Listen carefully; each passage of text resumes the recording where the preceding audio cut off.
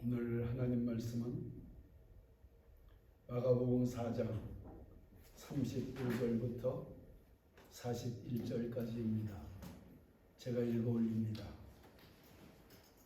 그날 저물 때에 제자들에게 이르시되 우리가 저편으로 건너가자 하시니 그들이 무리를 떠나 예수를 배에 계신 그대로 모시고 가매 다른 배들도 함께하더니 큰 광풍이 일어나며 물결이 배에 부딪혀 들어와 배에 가득하게 되었더라. 예수께서는 고물에서 베개를 베고 주무시더니 제자들이 깨우며 이르되 선생님이여 우리가 죽게 된 것을 돌보지 아니하시나이까 하니 예수께서 깨어 바람을 꾸짖으시며 바다더러 이르시되 잠잠하라 고요하라 하시니 바람이 그치고 아주 잔잔하여지더라. 이에 제자들에게 이르시되 어찌하여 이렇게 무서워하느냐 너희가 어찌 믿음이 없느냐 하시니 그들이 심히 두려워하여 서로 말하되 그가 누구이기에 바람과 바다도 순종하는가 하였더라. 아멘. 자, 오늘 말씀의 제목은 삶의 풍랑이 일어날 때입니다. 사복음서에서는 제자들이 바다에 그 배를 타고 가다가 큰 풍랑을 만난 사건이 두 가지가 기록이 되어 있어요. 지난주에는 우리가 풍랑 속에서 물 위를 걸었던 베드로에 대해서 살펴보았습니다. 베드로는 주님의 말씀을 듣고 물 위를 걷는 기적을 경험했어요. 그러나 심한 파도가 치는 그 밤바다의 물보라가 자기 얼굴을 치자 그만 환경을 바라보기 시작했어요. 환경을 바라보니까 즉시로 물속으로 빠져들어갔습니다.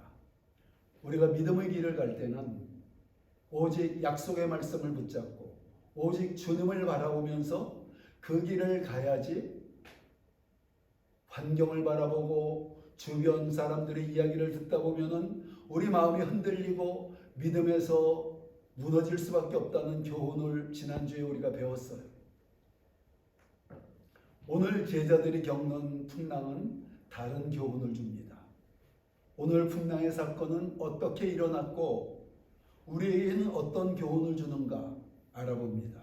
첫째, 주님이 우리가 가야 될 길을 가르쳐 주십니다.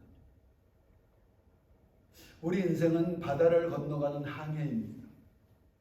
그런데 많은 사람들이 가야 할 목적지를 모르고 물결 흐르는 대로 살아갑니다.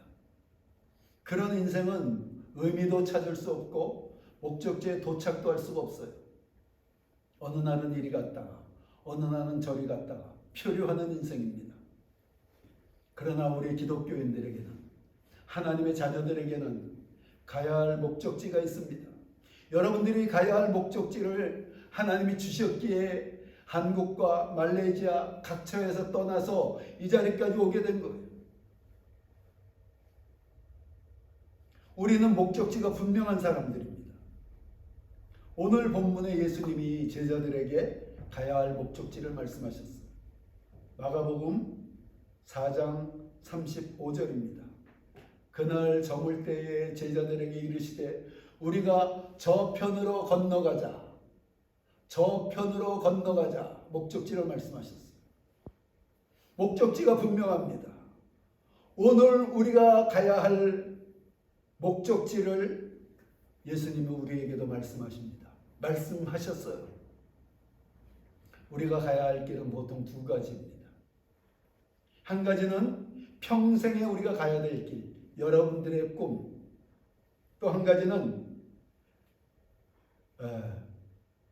지금 눈앞에 선택해서 가야 할 길.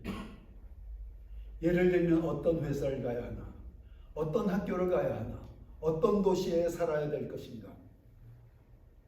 여러분, 어떤 경우에건 여러분들이 정상적인 하나님의 자녀라면은 주님이 말씀하시고 인도해 주셔요.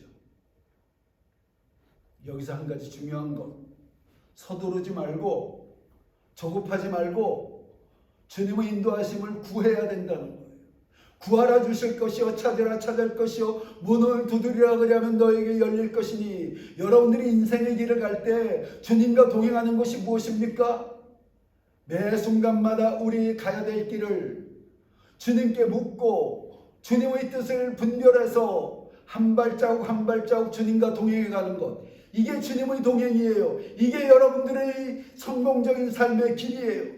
사람들이 자기가 선택해놓고 주님 나 도와주셔요, 이거는 신앙인의 길이 아니에요. 우리는 조금 더딘 것 같아도 한 걸음 한 걸음 주님의 뜻을 묻고 그 뜻에 따라 한 걸음씩 주님과 손잡고 가는 것이 진정한 신앙인의 길이라는 사실을 기억하시기 바랍니다. 시편 32편 8절에 이렇게 말씀하십니다. 내가 내 갈 길을 가르쳐 보이고 너를 주목하여 훈계하리로다. 그런데 여러분, 그 주님이 가르쳐준 방향이 선명한 사람이 있고 어려움풋한 사람이 있어요. 그것은 신앙의 깊이에 따라 다른 것입니다. 신앙이 깊은 사람은 비교적 주님이 가야 될 길에 대해서 선명해요. 그래서 흔들림이 별로 없어. 그런 사람을 믿음의 사람이라고 그래요. 신앙이 아직 어린 사람들은 어려움풋하게 따라가요. 어떤 경우건 여러분들이 하나님의 자녀이기 때문에 하나님이 여러분들의 삶을 이끌어가고 있다는 사실을 기억하시기 바랍니다. 신앙이 깊은 사람, 주님과 깊은 교제를 통해 선명하게 알기 때문에 어떤 풍랑이 와도 흔들림이 없습니다. 믿음으로 그 길을 걸어가요. 믿음의 사람들, 여러분들이 그런 지경, 그런 경지에 가야 돼요. 청년들이 그런 경지에 믿음의 사람들 되시기를 예수 그리스도 이름으로 축원합니다. 그런데 그런 깊은 교제가 아직 이루어지지 못하고 있는 청년들, 또 믿음이 약한 사람들은 환경을 통해서 이끌어 가십니다. 가야 될 길은 열어주시고 가지 말아야 될 길은 막아주시고, 그래서 우리도 모르게 환경을 통해서 이끌림을 받아 그리고 그 길을 가게 돼. 그게 성령의 인도하심이고 주님이 인도하시는 길이에요. 그런데 주님이 그렇게 여러분들을 인도하셨고 이 자리에 세우셨고 그리고 평생의 꿈을 주셨어도 중간에 어려움이 있는 게 인생이에요. 때로 괴로움이 있고 낙심하게도 되고 염려와 근심이 찾아오는 것이 인생이에요. 산과 같은 인생의 문제, 커다란 파도가 우리 인생의 배를 흔드는 것이 삶이에요. 제자들이 그런 상황을 오늘 겪었습니다. 마가복음 4장 36절로 37절. 그들이 무리를 떠나 예수를 배에 계신 그대로 모시고 가매 다른 배들도 함께 하더니 큰 광풍이 일어나며 물결이 배에 부딪혀 들어와 배에 가득하게 되었더라. 자, 주님이 저편으로 건너가자고 하셨어요. 제자들이 주님과 함께 그 저편으로 건너가고 있어요. 우리가 일반적인 상식으로는 주님과 함께 건너가고 있으니까 평탄해야 될 것 같아. 근데 광풍이 일어났어. 배가 침몰 직전까지 됐어요. 우리가 삶의 광풍을 만나 도저히 불가능한 것 같은 문제 앞에서 어찌할 바를 모를 때가 있어요. 그러나 우리는 오늘 읽은 본문을 통해서 이 사건의 결말을 알고 있습니다. 과정이 어떻든 건너가게 돼 있어요. 왜냐? 주님이 건너가자고 하셨기에 여러분들이 어떤 풍랑과 어떤 과정, 어떤 불가능한 상황이 있어도 건너가게 돼 있어요. 주님의 길을 막을 자가 없어요. 막을 환경이 없어요. 어떤 존재가 주님이 가자 하신 길을, 여러분과 함께 가자 하신 길을 막겠어요?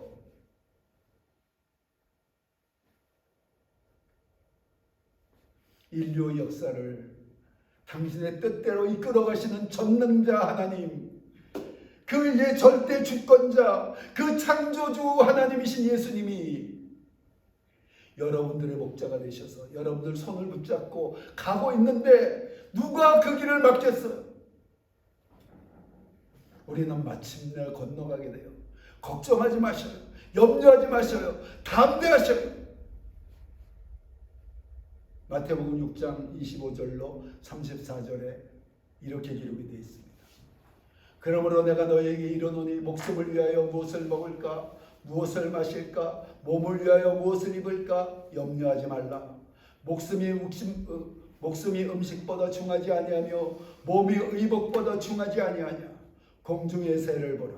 심지도 않고 거두지도 않고 창고에 모아들이지도 아니하되 너희 하늘 아버지께서 기르시나니 너희는 이것들보다 귀하지 아니하냐. 너희 중에 누가 염려함으로 그 키를 한 자라도 더할 수 있겠느냐. 또 너희가 어찌 의복을 위하여 염려하느냐. 들의 백합화가 어떻게 자라는가 생각하여 보라. 수고도 아니하고 길쌈도 아니하느니라. 그러나 내가 너희에게 말하노니 솔로몬의 모든 영광으로도 입은 것이 이 꽃 하나만 갖지 못하였느니라. 오늘 있다가 내일 아궁이에 던져지는 들풀도 하나님이 이렇게 입히시거든 하물며 너희일까 보냐. 믿음이 작은 자들아. 그러므로 염려하여 이르기를 무엇을 먹을까 무엇을 마실까 무엇을 입을까 하지 말라. 이는 다 이방인들이 구하는 것이라. 너희 하늘 아버지께서 이 모든 것이 너희에게 있어야 할 줄을 아시느니라. 그런즉 너희는 먼저 그의 나라와 그의 의를 구하라. 그리하면 이 모든 것을 너희에게 더하시리라. 그러므로 내일 일을 위하여 염려하지 말라. 내일 일은 내일이 염려할 것이요 한날의 괴로움은 그날로 족하니라. 우리가 가장 큰 염려가 먹고 사는 현실의 문제, 먹고 사는 문제뿐만이 아니라 여러분들이 지금 가고 있는 현실의 문제들이 가장 여러분들을 괴롭히고 두렵게 하고 염려하게 해요. 그러나 주님은 우리의 필요를 이미 다 알고 계시고 창세전부터 여러분들을 위하여 모든 길들을 예비해 놓으셨어요. 모든 공급할 것들을 예비해 놓으셨어요. 모든 돕는 손길을 예비해 놓으셨어요. 길을 예비해 놓으셨어요. 염려하지 말라는 것입니다. 주님은 우리 현실의 어려움을 넘어가게 하시고 마침내 여러분들 꿈의 목적지에 도착하게 하실 것을 믿는 우리 모두 되시기를 바랍니다. 둘째, 왜 풍랑을 만나는가? 제자들이 탄 배에는 예수님도 타고 계셨어요. 그런데 풍랑을 만났어요. 왜 예수님이 동행하는데 삶의 풍랑이 일어납니까? 풍랑을 일으킨 것은 마귀의 역사였어요.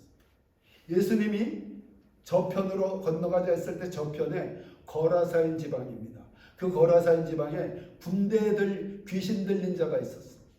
얼마나 많은 귀신이 들렸는지 그 귀신들이 나와서 2,000마리 그 돼지떼에 들어가서 돼지떼가 몰살할 정도로 엄청난 귀신이 그 사람에게 들어가 있어서 쇠사슬로 묶어놔도 쇠사슬을 끊고 자기 몸을 해치고 사람들이 당할 수가 없는 그 광인이 있었어요. 그 사람 고치러 가는 거였어요. 예수님이. 그러니까 그 귀신이 알아요. 아니까 예수님이 잡는 틈에 그 배를 침몰시키려 했던 거예요. 풍랑을 일으켰던 거예요. 귀신이 하는 일은 우리의 삶에, 특히 기독교인들의 삶에 피해를 주는 거예요. 요한복음 10장 10절에 이렇게 기록이 되어 있습니다. 도둑이 오는 것은 도둑질하고 죽이고 멸망시키려는 것뿐이요 내가 온 것은 양으로 생명을 얻게 하고 더 풍성히 얻게 하려는 것이라. 도적으로 표현된 마귀는 우리 환경을 도적질해서 저주가 임하게 하고 우리 건강을 해쳐 죽이려 하고 우리 영혼을 어둡게 해서 멸망의 길로 이끌어가는 것, 이게 마귀가 하는 일이에요. 그래서 성경에 우리 대적이라고 원수라고 표현이 되어 있습니다. 그렇게 우리 환경 속에 마귀의 졸개인 귀신의 장난이 있다는 것입니다. 그러므로 우리는 깨어서 귀신의 역사를 분별해야 돼요. 여러분들이 그 부정한다고 없어지는 게 아니야. 이 세상에는 영적 세계가 있고 영적 세계에는 하나님이 계시고 천사가 있고 귀신이 있어요. 이걸 부정한다고 우리가 그 영향권에서 벗어나는 게 아니에요. 진리를 알아야 돼. 진리를 알아야 여러분들이 대적을 하고 자유하게 되는 거예요. 귀신은 천사장 루시퍼가 하나님을 대적할 때 루시퍼 편에 서서 그 하나님을 대적했던 천사들, 무리들, 그들이 하나님께 저주를 받아서 하늘로부터 쫓겨나고, 그리고 그 다음부터 하나님이 가장 사랑하는 여러분들, 하나님이 가장 사랑하는 하나님의 자녀들, 그들을 괴롭히는 게 귀신, 마귀 사명이 되어버렸어. 왜냐? 하나님을 직접 상대할 수는 없으니까 하나님을 괴롭히는 게 여러분들을 괴롭히는 거야. 하나님 마음 아프게 하려고. 그래서 우리 삶을 도적질하고 죽이고 멸망시키려 하는 거예요. 그러므로 우리는 삶 속에서 일어나는 일들을 잘 분별할 줄 알아야 돼요. 누가 갈등이 생겼다. 이 갈등이 그냥 인간적인 갈등일까? 아니면 배후에 어떤 역사가 있는 것인가? 내가 누구를 갈등이 생겨서 미워하게 됐어. 처음에는 그냥 상처가 좀 돼서 생각이 일어났는데 그 생각이 눈덩이처럼 불어나갖고 나중에 미워서 견딜 수가 없어. 그때는 이미 여러분들 생각과 마음속에 귀신의 역사가 틈을 탄 거라는 이런 분별력을 가져야 돼요. 베드로전서 5장 8절. 근신하라 깨어라 너희 대적 마귀가 우는 사자같이 두루다니며 삼킬 자를 찾나니. 그렇게 우리 삶에 마귀가 역사하는 거예요. 그런데 제자들이 탄 배에 마귀가 주는 풍랑이 일었을 때 한 가지 문제가 있었어요. 예수님이 배에서 잠들어 계셨다는 거예요. 여러분, 예수님은 3년 반 동안의 공생의 기간 동안에 제자들을 최대한 훈련시키고 가르쳐서 예수님은 이제 하늘로 올라가실 것이고 제자들이 세계 복음화의 사명을 감당해야 돼요. 그러니까 그 3년 반이라는 기간이 긴 기간이 아니에요. 우리 학교에서 얼마나 배웁니까? 초등학교부터 대학교, 대학원 10년 이상을 배우잖아. 예수님은 그 정말 너무나 중요한 천국 복음, 더구나 3년 반이라는 시간 동안에 수많은 병자들을 치료하느라고 시간이 그렇게 많지 않아요. 제자들은 어찌하든지 예수님에게 바짝 붙어서 물어보고 배우고 그래야 되는데 세속 얘기들, 세상의 정신이 팔려서 예수님을 잠들게 한 거예요. 그러자 풍랑이 서서히 일어납니다. 여러분, 풍랑은 갑자기 일어나지 않아요. 여러분들 삶의 풍랑은 갑자기 일어나지 않아요. 서서히 어떤 징후들이 있어요. 그러다가 어느 날 쾅 터지는 거야. 서서히 징후들이 나타나. 세상의 정신이 팔려서 마음이 둔하게 되니까 그 징후들을 분별하지도 않아. 분별해도 그냥 모른 척하고 세상을 향해서 나가게 돼. 그렇게 되면은 설교 말씀이 귀에 들어오지도 않고 찬양의 감동도 없고 기도도 하지 않고 성경도 읽지도 않고 당연히 주님과 교통이 되지 않고 심령이 잠들게 돼요. 그리고 서서히 일어나는 풍랑이 점점 심해지다가 어느 순간에 쾅 하는 소리와 함께 우리 인생이 흔들리는 사건들이 벌어지게 돼요.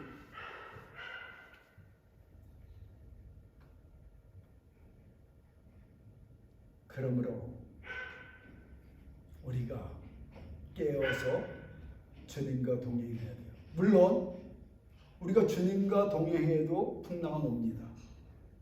이 세상에 마귀가 존재하기 때문에 어찌하든 우리 삶에 여러 가지 문제를 일으켜요. 그런데 우리가 깨어서 있고 주님과 동행하고 있으면 그 풍랑은 즉시로 잠들게 돼요.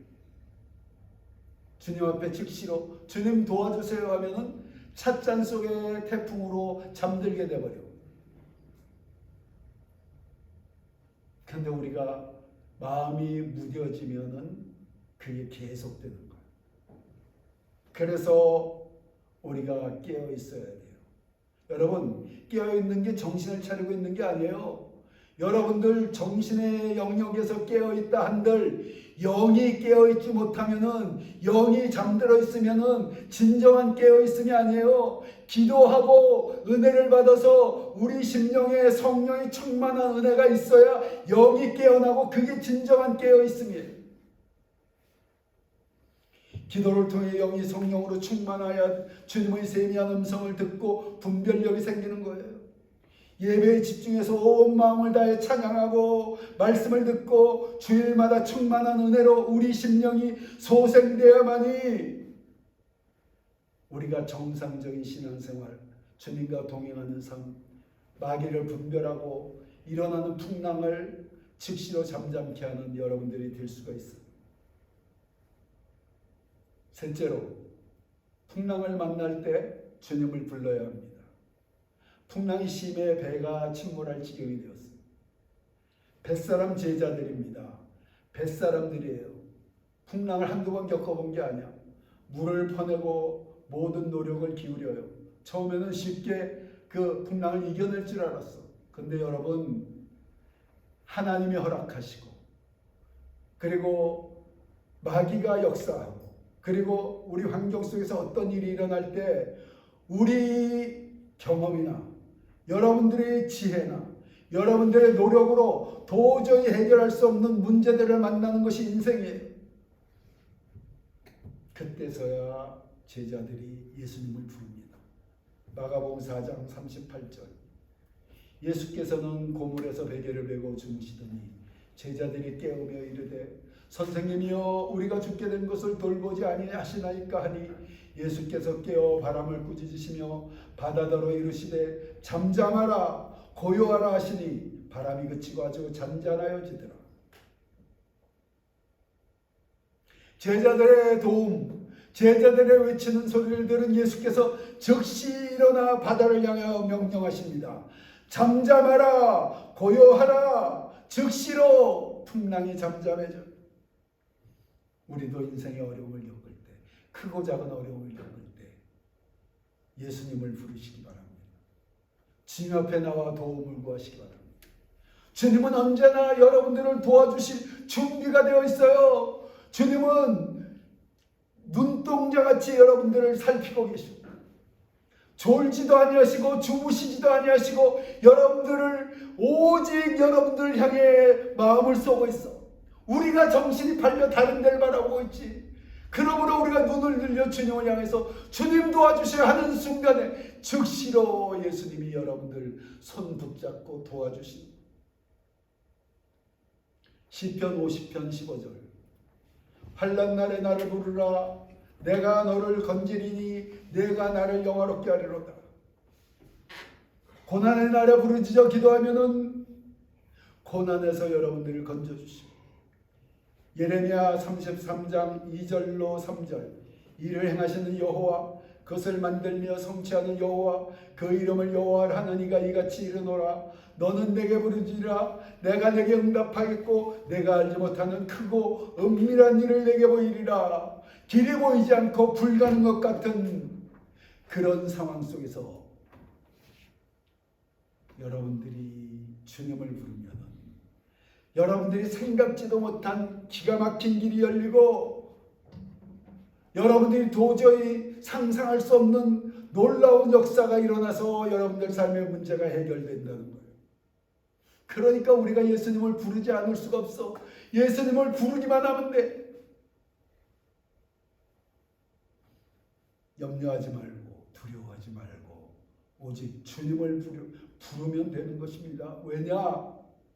아까 잠시 살펴봤듯이 두려워할 것이 없는 것이 주님이 여러분들 건너가자고 하셨어요. 여러분들에게 주신 꿈, 여러분들이 이 땅에 보내신 그 주님의 부르신 자, 얘야 가자.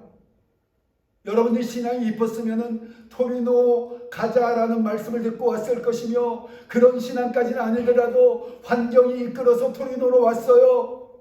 그런데 왜 걱정을 해요? 건너가자 해서 온 길이에요. 그리고 앞으로 여러분들 평생의 꿈을 향해서 얘야 건너가자.